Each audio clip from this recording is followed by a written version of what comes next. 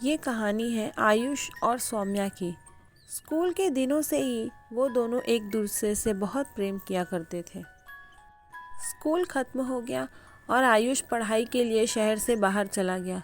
दोनों एक दूसरे से अलग हो गए, पर एक दूसरे के लिए इनका प्यार अभी भी था।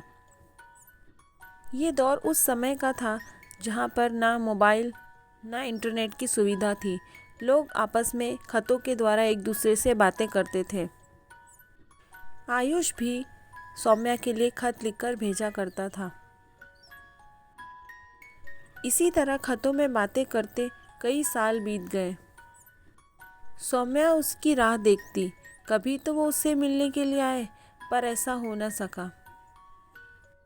जब भी वो आयुष को मिलने के लिए कहती, वो उसे मना कर देता या टाल देता। अभी आता हूँ, हाँ मैं आऊँगा, लेकिन वो कभी नहीं आया।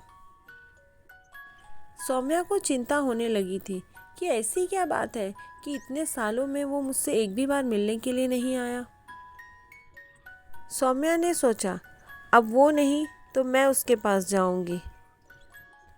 वह खुद ही उस जगह पहुंच गई जहां आयुष रहता था। वह उसके घर पहुंची। दरवाज़ा खुला हुआ था। वह अंदर चली गई। अंदर जाने के बाद उसने देखा आयुष टेबल पर बैठकर कुछ लिख रहा है। सौम्या ने सोचा कि थोड़ा रुक जाती हूँ, वो लिख ले, उसके बाद मैं उससे बात करूँगी। सौम्या उसके बगल में ही बैठ गई और उसे बिना कुछ कहे सिर्फ उसे देखने लगी। वो खत लिख रहा था। ये खत वो अपनी सौम्या के लिए ही लिख रहा था। इतने दिनों से जो वो उससे मिलने का वादा कर रहा था और उसे तोड़ दे रहा था, इसलिए वो उससे बार बार क्षमाएं मांग रहा था। बहुत सारी प्रेम भरी बातें लिख रहा था, कविताएं लिख रहा था।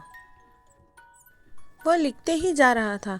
उसे ये तक नहीं पता कि उसके बगल में कोई बैठा हुआ है। बहुत समय बीत गया, तब कहीं जाकर वह पत्र लिखना पूरा हुआ। उसने आंख ऊपर उठाई और वो अचानक से घबरा गया। उसने अचानक से कहा, तुम सौम्या यहाँ? नहीं नहीं, ऐसा कैसे हो सकता है? सौम्या यहाँ कैसे आ सकती है? पर लेकिन तुम सच में यहाँ आई हो? मैं कई घंटों से तुम्हारे बगल में बैठी हूँ, पर तुमने ध्यान ही नहीं दिया। आयुष ज़ोर ज़ोर से रोने लगा और फिर साथ में हंसने भी लगा। उसे समझ ही नहीं आ रहा था वो क्या करे। फिर उसे अपने ऊपर गुस्सा भी आ रहा था कि सौम्या कब से यहाँ आकर बैठी है और मेरा ध्यान ही नहीं है।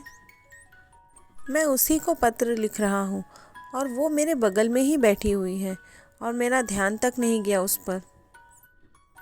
दोस्तों, ऐसा होता है ना कि जो चीज़ हमारे पास होती है हमें उसका एहसास ही नहीं होता। जब वो हमसे दूर चली जाती है तब हम उसके बारे में सोचते रहते हैं। तो दोस्तों, हमें अपने कामों में इतने भी व्यस्त नहीं हो जाना चाहिए कि हमें अपने घर परिवार और अपने चाहने वालों के लिए बिल्कुल भी वक्त ना मिले।